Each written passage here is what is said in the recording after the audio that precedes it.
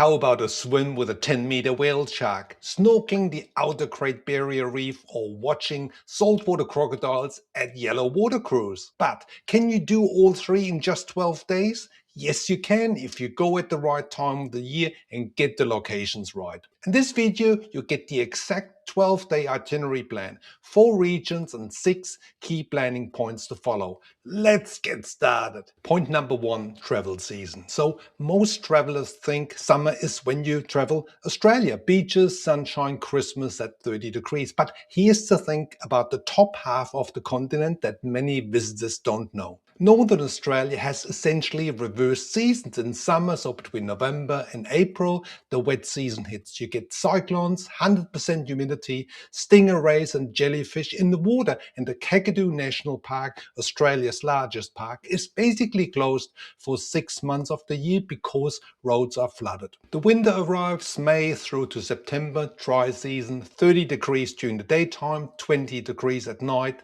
zero humidity, the Kakadu opens. The Great Barrier Reef hits peak visibility 20 to 30 meters versus less than 10 meters in the summer season, and the whale sharks arrive at Ningaloo. And the wildlife window is even tighter than the weather window. I'll get to that at point number 5. But first, where does the route actually start? Point number 2, Cairns and Port Douglas. You fly into Cairns. That part is easy because there are direct flights from Singapore, Hong Kong, Tokyo, Auckland, or other domestic flights in Australia. Then most travelers make the first mistake of their trip. They stay in Cairns. Cairns is a 150,000 population city. Port Douglas is a 30,000 soul beach village 1 hour north of Cairns Airport. The hotels are often better priced. The marina is closer to the outer reef. And it's a 30-minute drive to the Daintree River. From Cairns, that drive is about 90 minutes. So what's a better move? Drive the extra hour from Cairns Airport or use a local transfer service. Spend 3 nights in Port Douglas. Right, day 1 is your arrival day. You walk down 4 Mile Beach, stroll for dinner into town, have an early night. If you arrive at midday, check out Wildlife Habitat just outside Port Douglas Village. It has a wonderful selection of local wildlife with guided feeding tours. Great for kids. Check out the link in the description box below for more detail. Day 2 is your reef day with an early start at around about 7:30. Pick up from your hotel. My recommendation is to go with smaller boats with Sail Away or 𝗬𝗎𝗄𝗎 out of Port Douglas to the outer reef. As mentioned before, the winter visibility of the water is 20 to 30 meters. In the summer season, it's much less. So this is one of the single biggest reasons to do this trip in the dry season, winter season. Day 3, another early morning pickup. Head to the Daintree Rainforest with Billy T tours for the world's oldest rainforest, plus the 𝗬𝗏𝗏 crocodile cruise, or if you have another day available, the Tablelands or the 𝗙𝗂𝗃𝗏𝗄 Outback Caves is another option. I've done another video on Port Douglas tour options. See the link in the description box below. For any questions, drop them into the comments box below. I'll answer all of them. Right, the next place most travelers don't know is closed for half of the year. Planning point 3, Darwin and the top end. On day 4, you fly from Cairns to Darwin. About 3 hours flight, you land in the dry season in Darwin, so it's 32 degrees during the daytime, 30% humidity, blue skies every day. Drop your bags, head straight to the Darwin waterfront area. The lagoon is one of the few places in the top end area where you can swim safely. Then if it's Thursday or Sunday, you go to the Sunset Market, open in the dry season only. Food trucks, live music, that is the soul of Darwin in the winter season. Now day 5 is your Kakadu National Park day with another early start. Book the Kakadu day tour from Darwin. In the morning you'll see rock art that is over 60,000 years old. Then the yellow water cruise in the afternoon for saltwater crocodiles, and these guys are over 5 meters long. Overall, this is a full day tour lasting about 12 to 13 hours from Darwin. Keep this in mind. Now day number 6, Litchfield National Park. Florence Falls, 𝗙𝗏𝗄𝗏 Falls. Yes, you can actually swim in those because it's crocodile checked every dry season. Handy tip, book accommodation in central Darwin, like the Hilton Darwin if you want a 5-star, or the Magnum serviced apartments if you want self-contained. Stay central as much as possible so you can actually walk into the CBD. Right, we're now halfway through this video. The next section often breaks most itineraries. But before this, if you found this video helpful, please hit the subscribe button below to stay in touch for more helpful travel videos to come. Also, please tick that little like button as it helps our channel to grow. Thank you very much. Right, off to Perth now. Now, point number 4, Perth, Western Australia. On day 7, you fly from Darwin to Perth. It's 4 hours. It's 2,700 kilometers. This is the longest internal section during the trip, and it has to happen. Perth is your gateway to Western Australia. In the winter, it's Australia's sunniest capital with mild 18 to 20 degrees.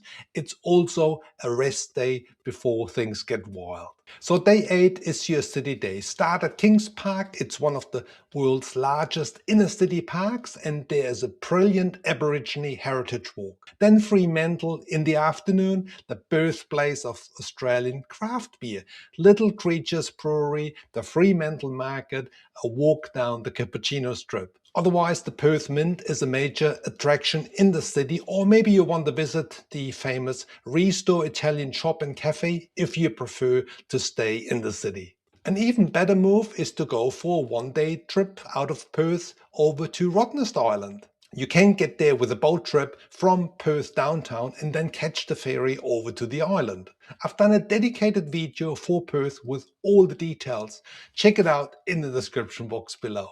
Right, tomorrow you fly to the place that justifies the entire trip. For any questions, put them into the comments box below. I answer each message personally. Point number 5, Exmouth and Ningaloo. It's getting serious. Day 9, you fly from Perth to Exmouth, about 2 hours into Learmonth Airport. Did you know that the world's largest fringing reef is not the Great Barrier Reef? It's Ningaloo, 260 kilometers of it. And unlike the Great Barrier Reef, where you need a boat to reach the coral, at Ningaloo you can actually walk off the beach at Turquoise Bay and you ride on the reef. Free, no boat, no ticket. Ningaloo has the big 5, the whale sharks, the humpback whales, the manta rays, the green sea turtle and the dugongs. It's the only place on Earth where you can encounter all 5 of them in their natural habitat. Now, day 10 is the day, the whale shark swim. It's a full day on the boat. The operators run spotter planes overhead to find the sharks. They radio the captain drops the swimmers and the local guides into the water. Maximum 10 people at a time, 3 meters distance rule.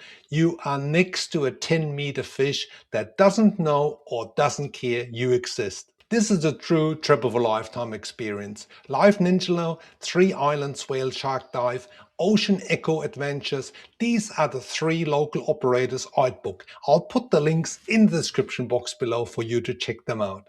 Now here's an important point. Whale shark season is between March and August, but in recent years the sharks have actually stayed until late October and early November. And from July, the humpback whales arrive. There's a 5-week window in late July where you can actually swim with both species on consecutive days. That window is the single most underrated travel moment in Australia. Here's a handy tip. Book the whale shark swim 3 months in advance. Peak weeks sell out faster than any other tour in this itinerary. On day 11, Cape Range National Park Hardy Creek boat tour for the rock wallabies, or if you're traveling in July and August, book a second day on the water for the humpback whales. I've put together a free 12-day downloadable version of this itinerary. Every operator, every accommodation pick, the route map, link in the description box below for you to download.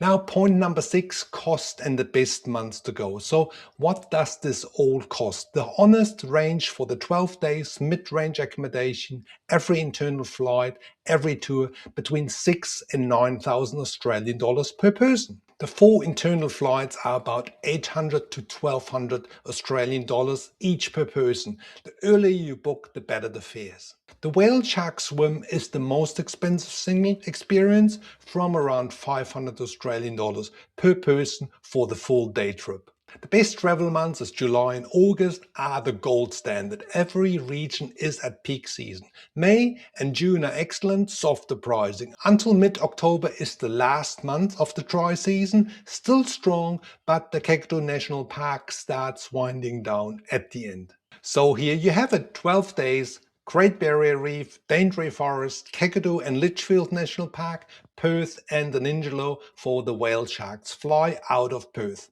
Do all these things in winter and this trip will be one of the best you've ever taken. Also check out another 14-day first time itinerary up here, which includes Sydney, Port Douglas, Darwin and Uluru. Thanks very much for watching. See you in the next video.